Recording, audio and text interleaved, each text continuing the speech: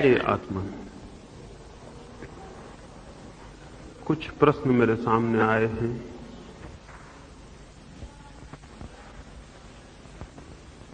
कल रात्रि मैंने आपसे कहा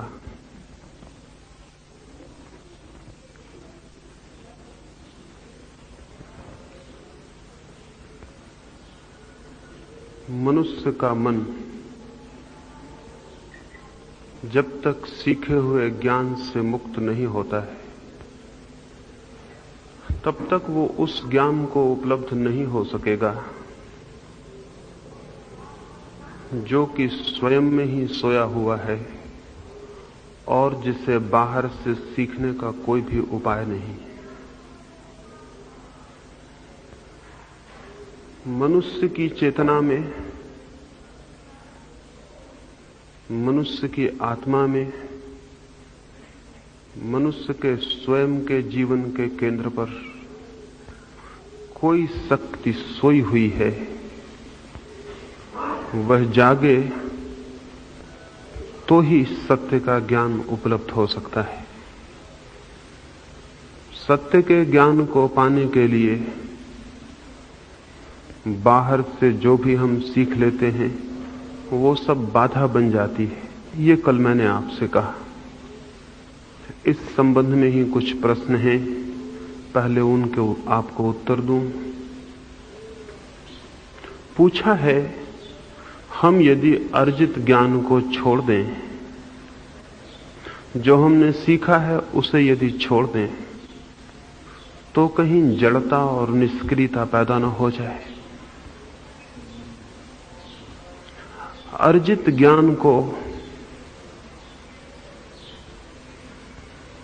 दो हिस्सों में बांट लेना जरूरी है। बाहर के जगत के संबंध में जो ज्ञान है वह तो अर्जित ज्ञान ही होगा। उस संबंध में जो हम पदार्थ के बाबत जानते हैं, संसार के संबंध में जानते हैं, उसे तो बाहर से ही पाना पड़ता है। जो ज्ञान बाहर के संबंध में है वो बाहर से ही उपलब्ध होता है, लेकिन जो ज्ञान स्वयं के संबंध में है वो बाहर से उपलब्ध नहीं होता है। आत्मज्ञान बाहर से उपलब्ध नहीं होता है। गणित को, केमिस्ट्री या फिजिक्स को या भूगोल को या भाषाओं को जो जानना चाहता है उसे तो बाहर से सीखना पड़ेगा। पराये के संबंध में बिना सीखे कोई उपाय नहीं। इसीलिए जो हम पर के संबंध में जानते हैं उसे ज्ञान कहना भी ठीक नहीं है। वो इन्फॉर्मेशन, सूचना से ज्यादा नहीं है। ज्ञान तो केवल वही है जो हम स्वयं के संबंध में जानते हैं, क्योंकि जो हमारे बाहर है उससे हम केवल परिचित हो सकते हैं, उसे जान नहीं सकते। क्योंकि जो हमारे बाहर है उसकी अंतरात्मा में हम प्रविष्ट नहीं हो सकते हैं। हम केवल उसके बाहर घूम सकते हैं और जान सकते हैं। एक्विंटेंस हो सकता है, परिचय हो सकता है, ज्ञान नहीं। विज्ञान ज्ञान नहीं है, विज्ञान केवल परिचय है। ज्ञान तो उसका हो सकता है जिसके प्राणों में हमारे प्राण प्रविष्ट हो सके, जिसे हम भीतर से जान सकें, उसे ही जान सकते हैं। यही कारण है कि विज्ञान जितना भी खोजता है उतना ही आत्मा को नहीं पाता है। विज्ञान शरीर से गहरा नहीं जा सकता, परिचय शरीर से गहरा नहीं हो सकता। लेकिन एक और रास्ता है, एक और रास्ता है, वही रास्ता धर्म है। विज्ञान पर का ज्ञान है, धर्म स्वा का। विज्ञान सीखा जा सकता है विद्यालयों में, ग्रंथों से, लेकिन धर्म नहीं सीखा जा सकता। न ग्रंथ सिखा सकते हैं, न विद्यालय सिखा सकते हैं। विज्ञान की एक ट्रेडिशन होती है, एक परंपरा होती है। अगर हम न्यूटन को, एडिशन को अलग निकाल लें तो आइंस्टीन खड़ा नहीं हो सकेगा। विज्ञान की एक सतत परंपरा है, जो पीछे जाना गया है, आगे का विज्ञान उसी पर खड़ा होता है। लेकिन अगर हम महावीर को, बुद्ध को, कृष्ण को, क्राइस्ट को अलग निकाल लें तो भी धर्म जाना जा सकता है। धर्म की कोई परंपरा नहीं होती। धर्म वैयक्तिक अनुभव है और विज्ञान एक परंपरा है। अगर दुनिया में सारे धर्म ग्रंथ नष्ट हो जाएं तो भी धर्म नष्ट नहीं होगा, लेकिन विज्ञान के ग्रंथ नष्ट हो जाएं तो विज्ञान नष्ट हो जाए। दुनिया के सारे धर्म ग्रंथ नष्ट हो जाएं तो भी धर्म नष्ट नहीं होगा, क्योंकि धर्म ग्रंथों में है ही नहीं। धर्म तो कोई भी व्यक्ति जब अपने भीतर जाएगा तो जान लेगा अपने स्वभाव को और पहचान लेगा धर्म को। लेकिन विज्ञान के ग्रंथ नष्ट हो जाएं तो फिर आबासा से शुरू करना पड़ेगा। महावीर या बुद्ध जहां समाप्त करते हैं, धर्म का अनुभव वहां से शुरू नहीं होता। आइंस्टीन जहां समाप्त करता है, उसके बाद के आने वाला विचारक आइंस्टीन के बाद से शुरू करेगा। लेकिन धर्म का अनुभव तो प्रत्येक को प्रारंभ से ही शुरू करना पड़ता है। किसी के कंधे पर खड़े होने का कोई उपाय नहीं। धर्म की कोई परंपरा नहीं होती, लेकिन हमने धर्म की परंपरा बना ली। और धर्म की कोई शिक्षा नहीं होती, लेकिन हम धर्म की शिक्षा देते हैं। और इसी वजह से धर्म विनष्ट हो गया, विलीन हो गया, हमारे प्राणों से उसका संबंध शिथिल हो गया है। हम धर्म को विज्ञान के ढंग पर समझाना और सिखाना चाहते हैं, यह संभव नहीं। ये मैंने कल आपसे कहा कि धर्म के संबंध में जो हमने अर्जित ज्ञान है उसे छोड़ देना होगा। छोड़ देने का क्या अर्थ है? छोड़ देने का क्या अर्थ है? छोड़ देने का अर्थ यह नहीं है कि आप उसे भूल जाएंगे जो आपने जान लिया है। जो आपने जान लिया उसे भूलने का कोई उपाय नहीं। छोड़ देने का केवल इतना ही अर्थ है कि जो आप जान रहे हैं धर्म के संबंध में, अगर आपको पता चल जाए ये मेरा ज्ञान नहीं है, तो आपके ऊपर उसकी पकड़ समाप्त हो जाएगी। अगर आपको यह प्रतीत हो जाए ये सीखा हुआ ज्ञान ज्ञान नहीं है, अगर आपको यह ख्याल में आ जाए ये मेरा ज्ञान नहीं है, तो आपके ऊपर जो उसकी जकड़ और बंधन है वो विलीन हो जाएगा। ज्ञान की कोई जंजीरें नहीं होती। हम मान लेते हैं, हमारी मान्यता में ही जंजीर होती है। एक आदमी 2 और 2 5 समझता हो, फिर उसे कोई बताए कि 2 और 2 4 होते हैं, तो क्या वो पूछेगा कि मैं 2 और 2 5 अब तक जानता रहा, उसे कैसे छोड़ूं? नहीं, उसे ये समझ में आ जाए कि 2 और 2 4 होते हैं, तो 2 और 2 5 होते थे, ये अपने आप छूट गया, इसे छोड़ना नहीं पड़ेगा। ज्ञान की कोई जंजीरें नहीं होती कि उन्हें तोड़ना पड़े, वह हमारी मान्यता में और हमारे विश्वास में होती है। लेकिन हजारों वर्षों से हमको विश्वास करना सिखाया गया है। हमसे यही कहा जाता रहा है, विश्वास करो, विचार मत करो। इसका परिणाम यह हुआ है कि विश्वास और विश्वास के अंधे आधार पर हमने कुछ बातें सीख ली हैं और उनसे हम जकड़ गए, और वो जकड़न हमारे चित्त को जमीन से बांधे रखती है, ऊपर की यात्रा नहीं होने देती। कोई हिंदू होकर बंद हो गया है, कोई मुसलमान होकर बंद हो गया, कोई बौद्ध, कोई जैन, कोई ईसाई, हम सब बंद हो गए हैं अपने अपने कारागृहों में। और स्मरण रहे, जो कारागृह मनुष्य को मनुष्य से अलग कर देते हैं, वे मनुष्य को परमात्मा से कभी भी नहीं जोड़ सकेंगे। जो दीवारें आदमी आदमी को तोड़ देती हैं, वे आदमी को परमात्मा से जोड़ने वाले सेतु नहीं बन सकेंगी। अभी मनुष्यता उस स्थान पर भी नहीं पहुंच पाई है जहां सारे मनुष्यों के बीच सब तरह की दीवारें गिर जाएं। और दीवारें किस चीज की हैं सिवाय शब्दों के? और कौन सी दीवारें? कुछ शब्द मैंने सीख लिए हैं, कुछ शब्द आपने सीख लिए हैं, और हमारे शब्द भिन्न हैं। तो मैं हिंदू हूं और आप मुसलमान हैं, आप ईसाई हैं, मैं जैन हूं। कुछ शब्द हमने सीख लिए हैं और वे शब्द हमें अलग किए हुए हैं।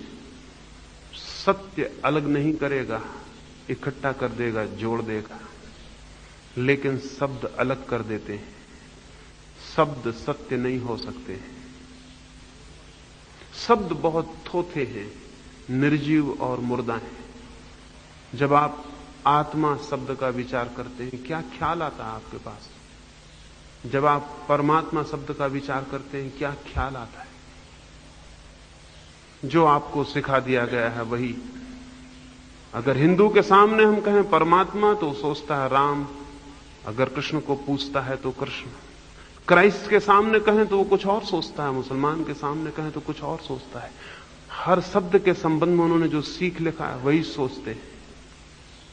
और बड़े अर्थ की बात यह है कि सत्य को जानने के लिए मन सभी शब्दों से शून्य हो, तभी उसका अनुभव हो सकता है। क्योंकि शब्द भी एक तरह का तनाव है, बेचैनी है। शब्द भी मन पर एक तरह का बोझ है। जब सब भांति शब्दों से मन शून्य होता है तो वैसा ही हो जाता है जैसे झील लहरों से शून्य हो गई हो। एक दर्पण बन जाता है और उस दर्पण में ही अनुभव होता है। शब्द बाधा है और इन शब्दों को हमने विश्वास के आधार पर पकड़ लिया है। किसने आपसे कहा कि ये सत्य है? लेकिन परंपरा कहती है और हम विश्वास कर लेते हैं। हमने सोचा, हमने विचारा नहीं। हमने मनुष्य का जो सबसे महत्वपूर्ण गुण है, विचारना, उसको भी छोड़ दिया है। आदमी करीब करीब भेड़ों की भांति हो गए हैं। वे किसी के पीछे चलते हैं, सोचते नहीं। वे खुद विचार नहीं करते। वे अनुयायी हैं और विश्वासी हैं। और दुनिया के सभी शोषक यही चाहते हैं कि आदमी विश्वासी रहे, विचारशील ना हो जाए। राजनीतिज्ञ भी यही चाहते हैं, धर्म पुरोहित भी यही चाहते हैं।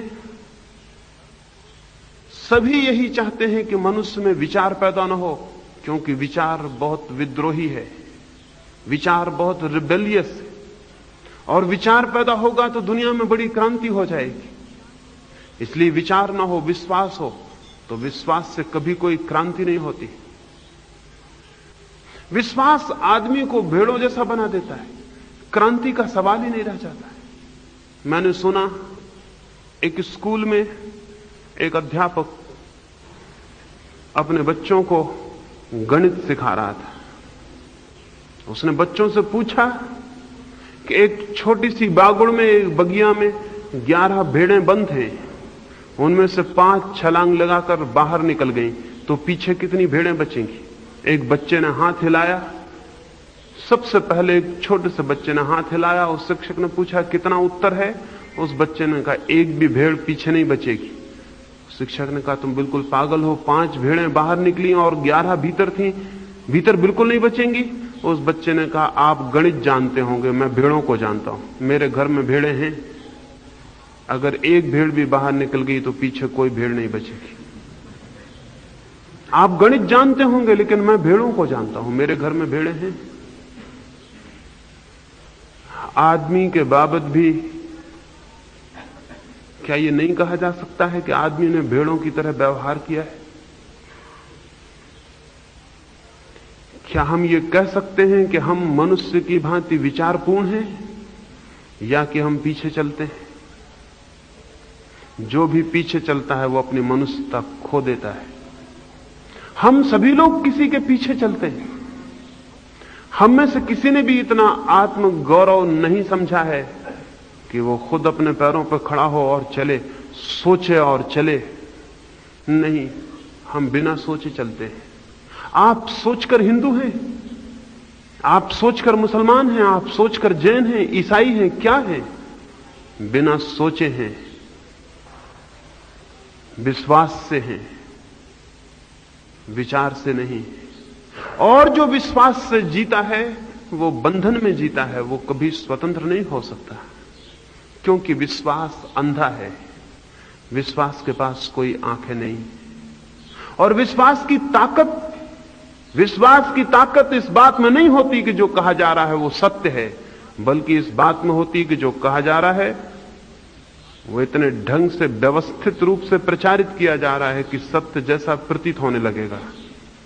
एडोल्फ हिटलर ने अपनी आत्मकथा में लिखा है, ऐसा कोई भी असत्य नहीं है जिसे बार बार दोहरा के लोगों के लिए सत्य न बनाया जा सके। ऐसा कोई भी असत्य नहीं है जिसे बार बार दोहरा के लोगों के लिए सत्य न बनाया जा सके। हिटलर ने लिखा है कि मैंने अपने जीवन में यही जाना, जो असत्य बार बार प्रचारित किया जाता है वो सत्य प्रतीत होने लगता है। बार बार प्रचारित करने से कोई भी बात सत्य प्रतीत होने लगती है। मनुष्य के मन में बार बार दोहराने से कंडीशनिंग पैदा होती, संस्कार पैदा होते हैं, और कोई भी बात सत्य मालूम होने लगती है। अगर हम एक मंदिर में रोज पूजा करते हैं और बचपन से हमें यह कहा गया है कि यह पूजा भगवान की पूजा है, तो हमें कभी यह ख्याल भी नहीं उठता कि हम जो पूजा कर रहे हैं वो सच में भगवान की पूजा है या कि हम अपनी ही बनाई हुई किसी मूर्ति को पूज रहे हैं। लेकिन हमें बार बार अगर कहा गया है तो वो हमें सत्य प्रतीत होने लगता है। अब तक ऐसी कोई भी बात नहीं है जो मनुष्य के किसी भी हिस्से को बार बार दोहरा के सत्य न बनाई जा सके। हमारे आधार क्या हैं विश्वास के, सिवाय इसके कि बचपन से कुछ बातें दोहरा दी जाती हैं? और क्या आधार है? जो बच्चा आपके घर में पैदा हुआ है, अगर आप मुसलमान हैं, उस बच्चे को बचपन से ही जैन के घर में रख दें, जवान होकर वो मुसलमान नहीं होगा, जैन होगा। क्यों? वो जैन घर में जो बातें बचपन से सुनेगा उनको दोहराना खुद भी सीख लेगा, वे उसके मन में बैठ जाएंगी। पावलव नाम का एक बहुत बड़ा वैज्ञानिक कुछ प्रयोग करता था। वो एक कुत्ते को भोजन कराता था। भोजन लाते ही कुत्ते की जीभ से पानी टपकने लगता था। स्वाभाविक है। पावलव रोटी देता, साथ में घंटी भी बजाता। 15 दिन बाद उसने रोटी तो नहीं दी, सिर्फ घंटी बजाई, कुत्ते के मुंह से पानी टपकने लगा। घंटी सुन के पानी का टपकना बिल्कुल अस्वाभाविक है, इससे कोई संबंध नहीं है। घंटी बजाने से कुत्ते के मुंह के लार के टपकने का क्या संबंध है? कोई भी संबंध नहीं है। लेकिन 15 दिन के प्रचार से संबंध हो गया। 15 दिन रोटी के साथ घंटी बजती थी, एसोसिएशन हो गया। रोटी और घंटी में संबंध हो गया। घंटी बजती तो कुत्ते को लगता है रोटी आने वाली है। आज रोटी तो नहीं आई, सिर्फ घंटी बजी, लार टपकने लगी। ये प्रचारित सत्य हो गया। रोटी से लार का टपकना तो स्वाभाविक था, लेकिन घंटी से लार का टपकना प्रचारित सत्य हो गया। प्रचार किया गया, 15 दिन तक कुत्ता राजी हो गया। हम सारे लोग भी इसी तरह के प्रचारित सत्यों के भीतर जीते हैं। हमसे कहा जाता है ये मूर्ति भगवान की, तो हमारे हाथ जुड़ने लगते हैं। दूसरे को, हमारे पड़ोसी को कहा जाता है ये मूर्ति भगवान की नहीं है, उसके हाथ नहीं जुड़ते। मूर्ति वही है, एक हाथ जोड़ता है, एक हाथ नहीं जोड़ता। क्यों? क्या फर्क है? एक आदमी मंदिर के सामने से निकलता है तो उसका मन होता है हाथ जोड़ें, दूसरा आदमी निकलता है उसका मन होता है इस मंदिर को तोड़ दें तो धर्म हो जाएगा। हिंदू मुसलमान की मस्जिद तोड़ देना चाहता है, मुसलमान हिंदू का मंदिर तोड़ देना चाहता है। जो एक के लिए धर्म स्थान है वो दूसरे के लिए अधर्म का स्थान बन जाता है। क्यों? प्रचार भिन्न भिन्न है। एक के मन पर एक बात सिखाई गई है, दूसरे के मन को दूसरी बात सिखाई गई। और कुछ भी सिखाया जा सकता है, कैसी भी मूर्खतापूर्ण बात सिखाई जा सकती और हजारों वर्ष तक चलाई जा सकती और लाखों लोग उसको मानते रह सकते हैं। दुनिया का जो पतन, आदमी के जीवन में जो आज इतना अंधकार है, उसका कोई और कारण नहीं है, नास्तिकता कारण नहीं है उस अंधकार का, नहीं विज्ञान का विकास उसका कारण है, नहीं भौतिक समृद्धि का बढ़ जाना उसका कारण है। उसका एकमात्र कारण है 5000 वर्षों से मनुष्य को विश्वास सिखाया जा रहा है, विचार नहीं। मनुष्य के भीतर विचार जड़ हो गया है, उसके भीतर सोचने समझने की क्षमता क्षीण हो गई है। वो केवल मान सकता है, बिलीव कर सकता है, विश्वास कर सकता है, खोज नहीं सकता, जान नहीं सकता, पहचान नहीं सकता, अपनी तरफ से प्रयास नहीं कर सकता। कोई कह दे तो वो मान लेगा।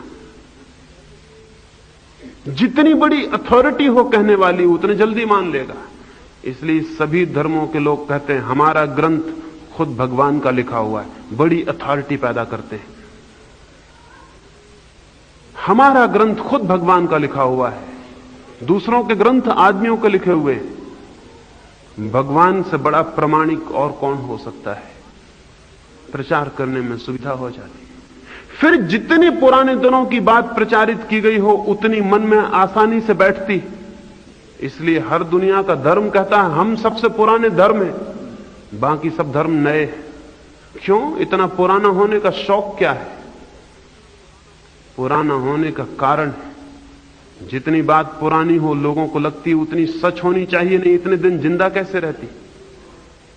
जितनी पुरानी हो उतनी सच होनी चाहिए। लेकिन बेवकूफियां भी पुरानी होती हैं, मूर्खताएं भी पुरानी होती हैं। पुराने होने से कुछ भी नहीं होता। अरस्तु जैसा बहुत विचारशील व्यक्ति, जो कि यूनान में तर्क का पिता कहा जाता है, उसने भी अपनी किताब में लिखा है स्त्रियों के दांत पुरुषों से कम होते हैं। यूनान में यह ख्याल था कि स्त्रियों के दांत पुरुषों से कम होते, और किसी समझदार को यह ख्याल न सूझा कि किसी स्त्री के दांत गिन ले। अरस्तु खुद इतना बड़ा तर्कशास्त्री और विचारक था, और उसके पास एक एक नहीं 2-2 औरतें थी, उसकी 2 पत्नियां थी। लेकिन उसको यह कभी ख्याल ना आया कि बैठ के उनके दांत गिन ले। ख्याल था यूनान में कि दांत स्त्रियों के कम होते हैं। असल बात यह है कि पुरुषों को यह कभी समझ में नहीं आता कि स्त्रियां उनके बराबर किसी भी चीज में हो सकती, तो दांत भी बराबर कैसे हो सकते। किसी पुरुष ने यह ठीक ना समझा कि दांत गिने, और स्त्रियों ने भी अपने दांत ना गिने, क्योंकि स्त्रियां तो पुरुषों की अनुयायी हैं, जहां पुरुष जाते हैं वहां वे भी चली जाती हैं। 1000 साल तक यूनान के करोड़ों लोग मानते रहे स्त्रियों के दांत पुरुषों से कम होते। जिस आदमी ने पहली दफा दांत गिने, लोगों ने उससे कहा तुम पागल हो, ऐसा कभी हुआ है कि बराबर दांत हुए हो? और अगर तुम्हारी स्त्री के दांत बराबर हैं तो यह कोई प्रकृति की भूल होगी, तुम्हारी स्त्री के दांत होंगे बराबर, लेकिन स्त्रियों के दांत कभी पुरुषों के बराबर होते ही नहीं, ना कभी हुए हैं। हजारों साल से अरस्तु जैसे विचारक ने लिखा है कि स्त्रियों के दांत कम होते हैं। दुनिया में हजारों तरह के नासमझियां पुरानी होने की वजह से चलती रही, लेकिन किसी ने उन पर संदेह नहीं किया और विचार नहीं किया। और जो विचार करे वो पागल मालूम पड़ेगा, क्योंकि विचार ना करने वालों की भीड़ में एक आदमी जब विचार करता है तो पागल मालूम पड़ता है। जहां सारे लोग एक तरह से सोचते हो, और एक तरह से इसीलिए सोचते हैं कि सोचते ही नहीं हैं। जहां भीड़ खड़ी हो वहां एक आदमी जरा भी पृथक सोचेगा तो उसे खुद भी शक होगा कि मैं कहीं गलत तो नहीं हूं, क्योंकि इतने लोग उस तरफ। भीड़ की अपनी ताकत है, और इसलिए मैं कहता हूं सत्य का भीड़ से कोई संबंध नहीं, और केवल वही लोग सत्य को उपलब्ध हो पाते हैं जो भीड़ से मुक्त होने में समर्थ होते हैं। सिखाए हुए ज्ञान से केवल वही मुक्त हो सकता है जो भीड़ के प्रभाव से मुक्त हो जाए। एक कहानी मैंने सुनी। एक राजा के दरबार में एक नया नया आदमी आया और उसने उस राजा को कहा कि आप क्या मनुष्यों जैसे वस्त्र पहने हुए हैं, आपके राज्य की सीमाएं नहीं है, करीब करीब पृथ्वी आपके बस में आ गई और आप मनुष्य जैसे कपड़े पहनते हैं। मैं आपके लिए देवताओं के वस्त्र ला सकता हूं। राजा बहुत बहुत प्रभावित हुआ और उसने कहा कि कितना खर्च होगा। खर्च की कोई फिक्र मत करना, लेकिन देवताओं के वस्त्र जरूर लाओ। उस आदमी ने कहा आज तक पृथ्वी पर देवताओं के वस्त्र नहीं आए, ये पहला मौका होगा, ये तुम पहले आदमी होगे जो देवताओं के वस्त्र पहनेगा। लेकिन तुम्हें आदमियों के वस्त्र शोभा नहीं देते हैं। राजा बहुत बहुत योजनाएं बनाने लगा और उसने उस आदमी को कहा कि देवताओं के वस्त्र लाने की कोशिश करो। हजारों रुपए उस आदमी ने खर्च कर दिए। दरबारियों को शक था कि देवताओं के वस्त्र ना तो कभी देखे गए ना कभी लाए गए, ये आदमी धोखेबाज ना हो। लेकिन निश्चित तिथि पर हजारों रुपए तो उस आदमी ने खर्च किए, लेकिन निश्चित तिथि पर वो एक बड़ी भारी पेटी लेके आ गया दरबार में। तब तो लोग निश्चिंत हो गए कि जरूर वो वस्त्र लाया है। उसने आके दरबार में पेटी रखी और उसने राजा से कहा मैं पेटी खोलता हूं, आप एक एक वस्त्र अलग करते जाएं, मैं एक एक वस्त्र आपको निकाल के देता जाऊंगा, लेकिन एक शर्त है। देवताओं ने मुझसे चलते वक्त कहा कि ये वस्त्र केवल उसी को दिखाई पड़ेंगे जो अपने ही पिता से पैदा हुआ हो, ये वस्त्र सभी को दिखाई नहीं पड़ेंगे। तो यहां जो लोग अपने ही पिता से पैदा हुए हैं दरबार में, उनको ही वस्त्र दिखाई पड़ेंगे। जिनके पिता संदिग्ध हैं उन्हें वस्त्र दिखाई नहीं पड़ेंगे। राजा ने अपना कोट निकाला, उसने पेटी में से खाली हाथ बाहर ला के राजा से कहा ये लो कोट, देवताओं का कोट पहनो। राजा को उसमें कुछ भी दिखाई तो नहीं पड़ा, लेकिन कोट के पीछे अपने पिता को खोना उचित न था। उसने जल्दी से वो कोट पहन लिया जो कि था ही नहीं, और एक एक वस्त्र राजा के वो उतरवाता गया। अब राजा ये भी कहने में मुश्किल पड़ गया कि मैं नग्न हुआ जा रहा हूं, और दरबारी भी ताली पीटने लगे और कहने लगे कितने सुंदर वस्त्र हैं, ऐसे वस्त्र तो कभी देखे नहीं। और सभी दरबारी एक दूसरे से आगे बढ़ के प्रशंसा करने लगे, क्योंकि कौन अपने पिता को संदिग्ध करवाए। सब देख रहे थे राजा नंगा हुआ जा रहा है। आखिर राजा नंगा हो गया, उसके सारे वस्त्र निकलवा दिए गए और देवताओं के वस्त्र पहना दिए गए। राजा देख रहा है कि मैं नंगा हूं, लेकिन सारे दरबारी तालियां पीट रहे हैं और कह रहे हैं कि वस्त्र बहुत सुंदर है। तो राजा ने सोचा हो सकता है मेरे पिता न रहे हों, और क्या कारण हो सकता है, क्योंकि इतने लोग जब कहते हैं तो ठीक ही कहते होंगे, इतने लोग गलत कहेंगे क्या। फिर उस आदमी ने कहा कि ये वस्त्र पहली दफे पृथ्वी पर उतरे हैं, राजधानी के लोग देखने को उत्सुक होंगे तो जुलूस निकाला जाए। और राजा डरा, लेकिन उसने सोचा कि होंगे 10-5 ही लोग तो होंगे राजधानी में जिनके पिता संदिग्ध होंगे, उनको शायद मैं नंगा दिखाई पड़ूं, बाकी सारे लोगों को तो वस्त्र दिखाई ही पड़ेंगे। अब जो कुछ होगा होगा। इंकार करना ठीक ना था, क्योंकि इंकार का मतलब कि राजा को शक है कि वस्त्र नहीं। दरबारियों ने भी कहा कि तो बिल्कुल ठीक है। सारे गांव में खबर फैल गई कि राजा ऐसे वस्त्र पहन के निकलने वाला है जो केवल उनको ही दिखाई पड़ेंगे जिनके पिता सच्चे रहे हो। जुलूस निकला और सारे गांव में तालियां बजने लगी। लाखों लोग सड़कों के किनारे खड़े होकर कहने लगे कितने वस्त्र सुंदर हैं, ऐसे वस्त्र तो ना कभी देखे ना कभी सुने। राजा नंगा था, सारा गांव नंगा देख रहा था, लेकिन कौन कहे। एक छोटे से बच्चे ने हिम्मत की और उसने बीच सड़क पर राजा को रोक के कहा कि कौन कहता है कि वस्त्र हैं, आप बिल्कुल नंगे मालूम हो रहे हैं। गांव के बूढ़ों ने कहा तुम बच्चे हो, तुम अभी जानते नहीं, तुम्हें पता नहीं कि तुम क्या कह रहे हो, इससे तुम्हारे पिता संदिग्ध हो गए। और फिर तुम बच्चे हो, हम अनुभवी हैं, हम बूढ़े हैं, हम जानते हैं। उस बच्चे को रास्ते के किनारे से हटा लिया गया।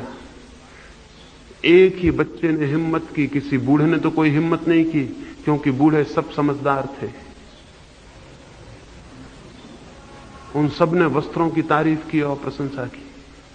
सारे गांव में नंगा राजा होकर वापस लौट आया महल में। हर आदमी यही सोचता रहा कि मैं ही गड़बड़ हो सकता हूं, पूरा नगर कैसे गड़बड़ होगा। और किसी आदमी ने किसी दूसरे से ना कहा, क्योंकि दूसरे से कहने से बड़ी मुसीबत हो सकती थी। हमारे विश्वास इससे ज्यादा भिन्न नहीं है। हम उन्हें केवल इसलिए पकड़े रहते हैं कि और सारे लोग भी पकड़े हुए हैं। भीड़ चूंकि उन्हें पकड़े हुए है, इसलिए साहस हम में नहीं होता कि हम उन्हें छोड़ दें। और जब हमें मिट्टी की एक मूर्ति के सामने खड़े करके कहा जाता है कि ये भगवान है, तो हमें दिखाई तो पड़ती है मिट्टी की मूर्ति। राजा तो नंगा दिखाई पड़ता है, लेकिन जब सारे लोग कहते हैं कि ये भगवान है और राजा वस्त्र पहने हुए है, तो हम भी हाथ जोड़ते हैं और नमस्कार करते हैं और कहते हैं भगवान है। जो आदमी भीड़ के इस सम्मोहन में, ये जो भीड़ की हिप्नोसिस है, ये जो भीड़ का प्रभाव है, इसमें बह जाता है, वो आदमी कभी सत्य को नहीं खोज पाता है। उसका चित्त कभी इतना साहस नहीं जुटा पाता कि चीजें जैसी हैं उनको वैसा देख सके, चीजें जैसी हैं वैसा उनको देख सके, तथ्य जैसे हैं उनको वैसा देख सके, नग्न और सीधा नहीं। भीड़ का सम्मोहन बहुत गहरा है, और इसीलिए जब भीड़ मजबूत होती है तो व्यक्ति खो जाता है। दंगे फसाद में अगर 1000-2000 आदमी एक मकान में आग लगा रहे हैं तो आप भी सम्मिलित हो जाते।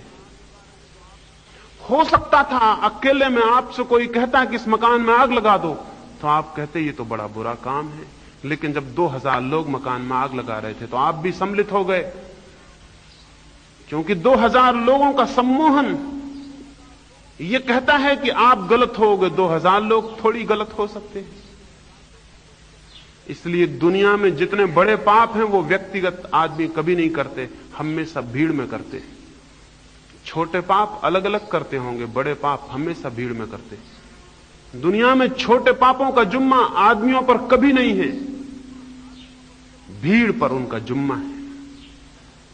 भीड़ में आदमी अपनी व्यक्तिगत जिम्मेवारी खो देता है। अभी हिंदुस्तान पाकिस्तान का बंटवारा हुआ, भीड़ ने क्या क्या नहीं किया। उस भीड़ में अच्छे लोग सम्मिलित थे, ऐसे लोग जो रोज सुबह कुरान पढ़ते थे, गीता पढ़ते थे, जो मंदिरों मस्जिदों में सत्संग करते थे, ऐसे लोग सम्मिलित थे। अगर उनसे हम अकेले में मिलकर पूछें तो वो कहेंगे हमारी समझ में नहीं आता कि ये कैसे हुआ। लेकिन जब भीड़ के बीच में वो खड़े थे तो उन्होंने भी किया। भीड़ के बीच में हमारी व्यक्तिगत चेतना खो जाती है। इसलिए मैं आपसे कहता हूं, धर्म का कोई संबंध भीड़ से नहीं है। भीड़ से संबंध होगा राजनीति का, धर्म का भीड़ से क्या संबंध। लेकिन राजनीतिक बहुत होशियार है, उन्होंने धर्म का भी शोषण कर लिया है और धर्म के भी संगठन खड़े कर दिए। जहां भीड़ से संबंध नहीं, वहां संगठन से भी कोई संबंध नहीं होता। सच तो यह है कि आज तक सत्य उन लोगों ने जाना है जो अकेले में गए, भीड़ से बाहर गए। उन्होंने नहीं जिन्होंने संगठन किए और भीड़ इकट्ठी की और जो भीड़ में जाके जुड़ गए। उन्होंने जाना है जो भीड़ से मुक्त हुए और अकेले में गए और एकांत में। और जब उनका चित्त सब भांति भीड़ से मुक्त हो गया, भीड़ की हिप्नोसिस जहां टूट गई, सम्मोहन जहां टूट गया, वहां उन्होंने जाना कि सत्य क्या है। भीड़ ने कुछ बातें सिखाई थी, जब तक उन्होंने उन बातों को न छोड़ा तब तक वे कुछ भी न जान सके। महावीर एकांत में पहाड़ियों में क्या करते थे? शायद आप सोचते होंगे शास्त्र पढ़ते होंगे। शास्त्र तो महावीर अपने साथ कोई भी नहीं ले गए थे। शायद आप सोचते हैं कोई मूर्ति बना के पूजा करते होंगे। महावीर के साथ तो कोई मूर्ति नहीं थी। क्या करते होंगे उस अकेले में? उस अकेले में महावीर भीड़ से मुक्त होने की कोशिश कर रहे थे। वो जो क्राउड है उससे मुक्त होने की कोशिश कर रहे थे। क्राइस्ट क्या कर रहे थे अकेले में, या मोहम्मद क्या कर रहे थे, या बुद्ध क्या कर रहे थे? भीड़ से मुक्त होने की कोशिश कर रहे थे। और इतना ही काफी नहीं है कि कोई भीड़ से भाग के जंगल में चला जाए, इतना काफी नहीं है। भीड़ मन के साथ वहां भी चली जाएगी। जरूरी यह है कि मन पर भीड़ के प्रभाव न रह जाएं। वो जो हमें सिखाया गया है, अगर उसके प्रभाव हमारे मन से अलग हो जाएं, तो हम भीड़ के बाहर हो जाएंगे। चाहे भीड़ के बीच खड़े रहें तो भी भीड़ से बाहर हो जाएंगे। सब हमारे विश्वास, हमारी धारणाएं, हमारे बंधन। पूछा है अगर इनको हम छोड़ दें तो निष्क्रिय हो जाएंगे। हम बड़े अजीब लोग हैं। हम बिना छोड़े पूछना शुरू कर देते हैं कि छोड़ देंगे तो निष्क्रिय हो जाएंगे। जिसने छोड़ा है आज तक उसे निष्क्रिय देखा गया है? महावीर निष्क्रिय थे, बुद्ध निष्क्रिय थे। उनसे ज्यादा क्रियाशील और कौन होगा? बुद्ध मरने का सूचना कर चुके थे कि आज मैं मर जाऊंगा, और उन्होंने अपने भिक्षुओं से पूछा कि तुम्हें कुछ पूछना हो, अंतिम बात तो पूछ लो, मेरी आखिरी घड़ी आ गई और मैं विदा हो जाऊं। उन भिक्षुओं ने, उनकी आंखों में आंसू थे और उनसे कुछ भी पूछते न बन सका, और बुद्ध एक वृक्ष की ओट में चले गए और आंख बंद करके बैठ गए ताकि वो भीतर डूब सकें और शांति से विलीन हो जाएं। और तभी एक आदमी गांव से भागा हुआ पहुंचा और उसने कहा कि मुझे कुछ पूछना है बुद्ध से। तो भिक्षुओं ने कहा अब तो वो विदा भी ले चुके, अब तो वे आंखें भी बंद कर चुके और वे पूछ भी चुके कि तुम्हें कुछ पूछना तो नहीं है, तो हम तो इंकार कर दिए, अब असंभव है। लेकिन वो आदमी चिल्लाया, अगर ये अब असंभव है तो फिर कब संभव होगा? वो तो विलीन हो जाएंगे, फिर मैं किससे पूछूंगा? तो बुद्ध ने आंख खोल दी और कहा उस आदमी को वापस मत लौटाओ, कहीं मेरे ऊपर ये जुर्म ना लगे बाद में कि मैं जिंदा था और मेरे द्वार से कोई प्यासा लौट गया। उस आदमी को ले आओ। ये आदमी निष्क्रिय है। महावीर भाग रहे हैं नंगे और पैदल, गांव गांव गांव गांव। किस लिए दौड़ रहे हैं? कोई इलेक्शन जीतना है? किस लिए भाग रहे हैं? कोई धन इकट्ठा करना है? किस लिए दौड़ रहे हैं? कुछ भीतर पाया है जिसे बांटना है। वो भीतर कोई झरना है जो बढ़ जाना चाहता है। कोई सुगंध है फूल के भीतर, जो फूल खिल जाता है सुगंध बढ़ जाती। निष्क्रिय कौन कहेगा? क्राइस्ट को सूली पर लटका दिया और कहा कि तुम्हें कुछ अंतिम बात कहनी हो तो कहो। तो क्राइस्ट ने कहा, हे परमात्मा, इन सबको माफ कर देना, क्योंकि ये नहीं जानते कि ये क्या कर रहे हैं। तभी और तभी उनके शिष्यों ने समझा कि ये वही आदमी है जिसने कहा था जो बाएं गाल पर चांटा मारे तो तुम दायां उसके सामने कर देना। इसने कहा ही नहीं था, यह आदमी कर भी रहा है। जो लोग इसे सूली पर चढ़ा रहे हैं उनके लिए भगवान से प्रार्थना कर रहा है, इन्हें माफ कर देना। ये नहीं जानते ये क्या कर रहे हैं। मरने की आखिरी घड़ी में भी यह आदमी निष्क्रिय है, कौन कहेगा? सुकरात को जहर दिया जा रहा था। जो आदमी हाथ में प्याला लेके जहर का देने गया उसका हाथ कप रहा था। स्वाभाविक था सुकरात जैसे प्यारे आदमी को जहर देना, लेकिन जल्लाद के ऊपर जिम्मेवारी थी, नौकरी थी। उसका मन तो दुखी हो रहा था लेकिन उसका हाथ कप रहा था। जहर की प्याली कपती थी। सुकरात ने उससे क्या कहा कि मेरे मित्र, हाथ क्यों कपता है तुम्हारा? हाथ नहीं कपना चाहिए। जो भी हम काम करें उसमें हाथ नहीं कपना चाहिए। वो बोला, मेरा हृदय दुखी है, मैं तुम्हारी मृत्यु का कारण बन रहा हूं। सुकरात ने कहा, तुम पागल हो, तुम्हें यह पता ही नहीं है कि सुकरात मरेगा नहीं, इसलिए बेफिक्र हो जाओ। सुकरात मरेगा नहीं, और तुम्हारे जहर से जो मर जाएगा वो सुकरात नहीं है। तुम बेफिक्र हो जाओ, हाथ को मत कपाओ, हाथ को निष्कंप हो जाने दो, दुखी भी मत हो, आंखों के आंसू पोंछ लो। यह आदमी जो खुद के मरते वक्त जहर का प्याला पी गया, उसके मित्र इकट्ठे थे। सुकरात ने कहा, कुछ पूछना हो तो पूछ लो। वे बोले कि हम क्या पूछें, आप जहर पी लिए हैं।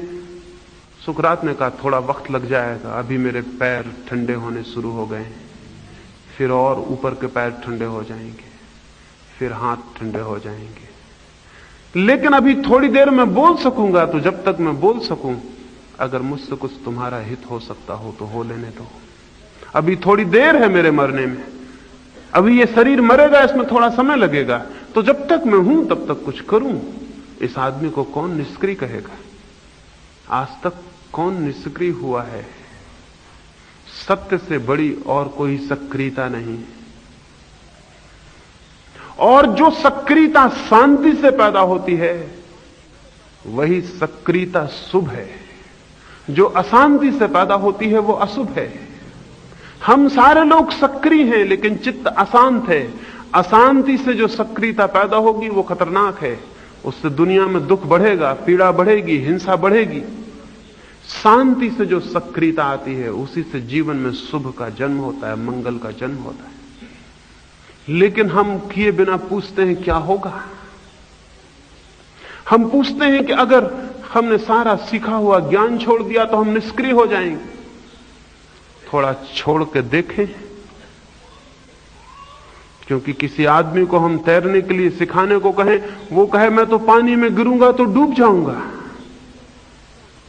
क्योंकि पानी में कोई भी गिरता है तो डूब जाता है। तब भी हम उसे कहेंगे थोड़ा तैर के देखें।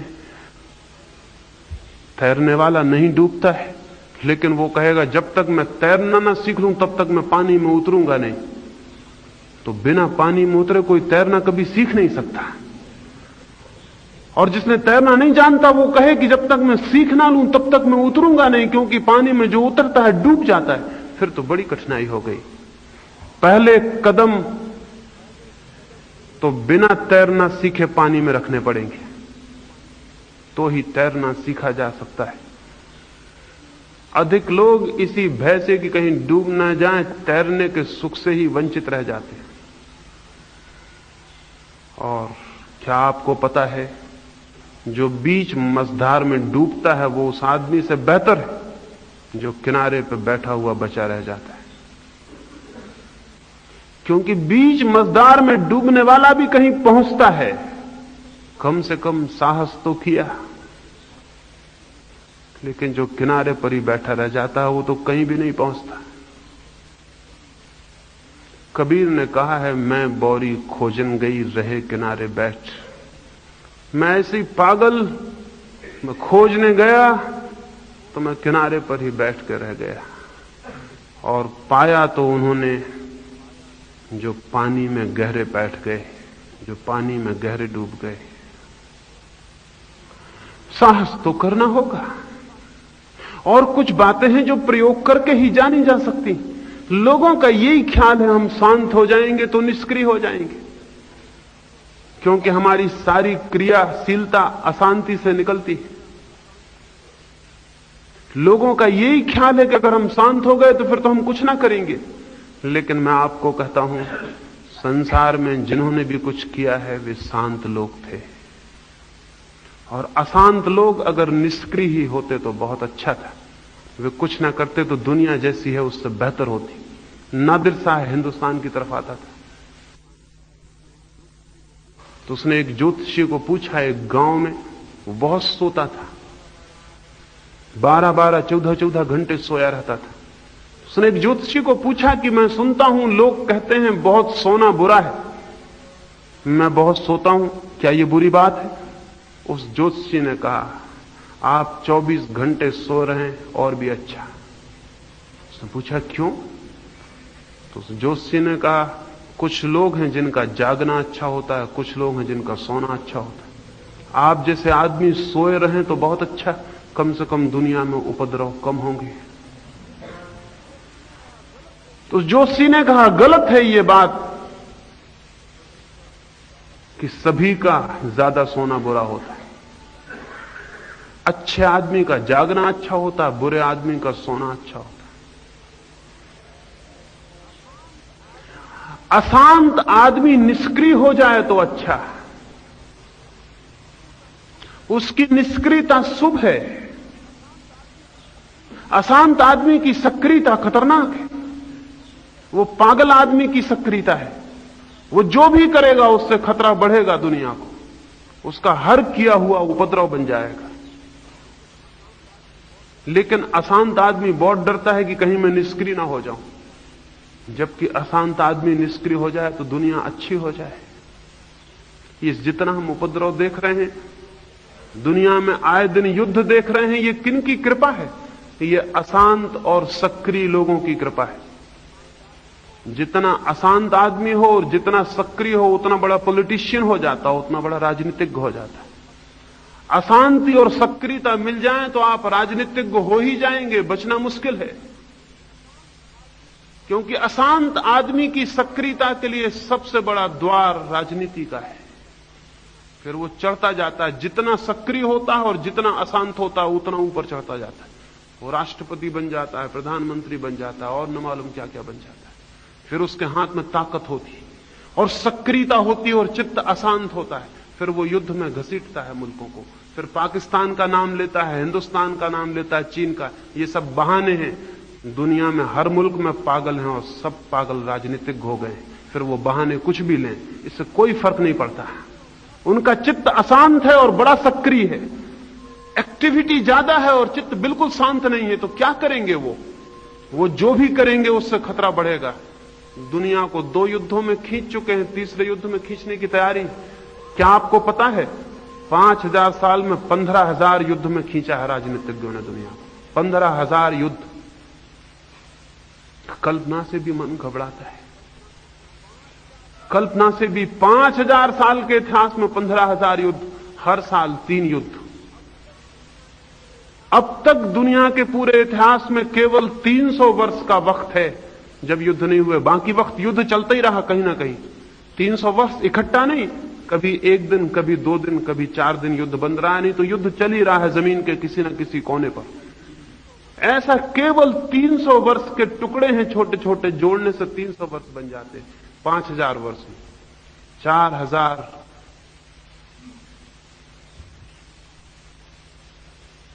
900 वर्ष, 700 वर्ष वो युद्ध में बीते। हम लड़ते ही रहे हैं रोज, लड़ते ही रहे हैं रोज, लड़ते ही रहे हैं। और ये भी 300 वर्ष शांति के वर्ष नहीं, ये नए युद्ध की तैयारी का वक्त नहीं। तो नया युद्ध की तैयारी कब करेंगे? तो दुनिया का इतिहास 2 हिस्सों में बांट सकते हैं, युद्ध का समय और युद्ध की तैयारी का समय। शांति आज तक मनुष्य ने नहीं जानी, क्योंकि अशांत आदमी सक्रिय है। तो मैं तो कहता हूं, अगर आप निष्क्रिय हो गए तो बहुत शुभ। भगवान करे आप निष्क्रिय हो जाएं, लेकिन नहीं, शांति अपनी सक्रियता लाती है, अशांति की अपनी सक्रियता है, शांति की अपनी सक्रियता है। अशांति की सक्रियता विक्षिप्तता है, मैडनेस है। शांति की सक्रियता क्रिएटिव होती है, सृजनात्मक होती है। अशांति की सक्रियता डिस्ट्रक्टिव, हिंसा है, तोड़फोड़ है, विनाश है। शांति की सक्रियता सृजनात्मक है, निर्माण करती है, कुछ बनाती है, कुछ विकसित करती है, किसी बीज को पौधे तक पहुंचाती है, किसी पौधे को सुगंध तक पहुंचाती है, कुछ निर्मित करती है। दुनिया में शांत और सक्रिय लोग चाहिए, अभी अशांत और सक्रिय लोग हैं। लेकिन इन सभी अशांत लोगों को यह भय लगता है कि कहीं हम शांत हो गए, हमारी सक्रियता चली जाएगी। निश्चित ही ये सक्रियता चली जाएगी जो अभी है, लेकिन ये चली जानी चाहिए। इसके जाने पर ही एक नई सक्रियता का जन्म होता है। वो नई सक्रियता ही धार्मिक सक्रियता है। तब मनुष्य कुछ निर्मित करता है, कुछ बनाता है। बुद्ध एक पहाड़ पर गए, वहां एक हत्यारे ने उन्हें पकड़ लिया और उस हत्यारे ने कहा कि मैं आपकी गर्दन काटूंगा। मैंने तय किया है कि मैं 1000 लोगों की गर्दन काटूंगा। मैं 999 लोगों को काट चुका हूं, आप 1000 में। लेकिन भिक्षु देखकर मुझे तुम पर दया आती, तुम्हारा निर्दोष चेहरा देखकर मुझे भी दया आती है। तुम लौट जाओ, अगर तुम वापस लौट गए तो मैं तुम्हें छोड़ दूंगा। लेकिन बुद्ध ने कहा, जीवन में क्या कोई कभी वापस लौट सकता है? पीछे लौटने का कोई रास्ता कहां है? बस आगे ही जा सकते हैं, पीछे कैसे लौटेंगे? इसलिए चाहे तुम काटो चाहे कुछ, मैं आगे आता हूं। वह आदमी बहुत हैरान हुआ। बुद्ध उसके सामने आके खड़े हो गए। उसने अपना फरसा उठाया। बुद्ध ने कहा, इसके पहले कि तुम मेरी गर्दन काटो, क्या मरते हुए आदमी की एक इच्छा पूरी कर दोगे? उसने कहा, क्या? बुद्ध ने कहा, ये सामने जो दरख्त लगा है, क्या इसमें से एक छोटी सी शाखा काट के मुझे दे दोगे? उसने अपने फरसे से एक शाखा काट दी और बुद्ध को दे दी। बुद्ध ने कहा, आधा काम तुमने कर दिया, आधा और कर दो, इस शाखा को वापस जोड़ दो। वह आदमी बोला, बड़े पागल मालूम होते हो, तोड़ने तक तो ठीक था, जोड़ना तो बड़ा असंभव है। तो बुद्ध ने कहा, तोड़ तो बच्चे भी सकते थे, कमजोर और काहिल और पागल भी तोड़ सकते थे। इसमें बहादुरी क्या है? इसमें तुम्हारी खूबी क्या है? लेकिन अगर जोड़ सको तो समझना कि तुम पहली दफा कुछ कर रहे हो। अब तुम मेरी गर्दन काट दो। उस आदमी का फरसा नीचे गिर गया। उसने कहा, गर्दन कैसे काटूं? एक भी गर्दन जोड़ नहीं सकता हूं। तो बुद्ध ने कहा, पछताओ उन गर्दनों पर जो काटी और शेष जीवन इसमें लगाओ कि कुछ गर्दनें जोड़ सको। क्योंकि तुम्हारे होने की खूबी वहां है जहां तुम जोड़ते और बनाते हो। तोड़ना तो कोई भी कर सकता है। अशांत आदमी तोड़ता है, शांत आदमी जोड़ता है। और तोड़ने की सक्रियता जब जाएगी तभी जोड़ने वाली सक्रियता पैदा हो सकती है, उसके पहले वो पैदा नहीं हो सकती। कोई आदमी अपना बगीचा बनाता है तो पहले जमीन में से घास पात निकाल के फेंक देता है, फिजूल जड़ें उखाड़ के फेंक देता है, तब नए बीज बोता है। क्योंकि अगर पुरानी जड़ें और घास पात वहां रहा तो नए बीज डूब जाएंगे, वो कहीं फल भी नहीं सकेंगे, वो विकसित भी नहीं हो सकेंगे। मन को पुरानी सक्रियता से हटा लेना होगा, तभी नई सक्रियता का जन्म हो सकता है। तो मैं तो कहता हूं ये अच्छा है कि मन आपका निष्क्रिय हो जाए।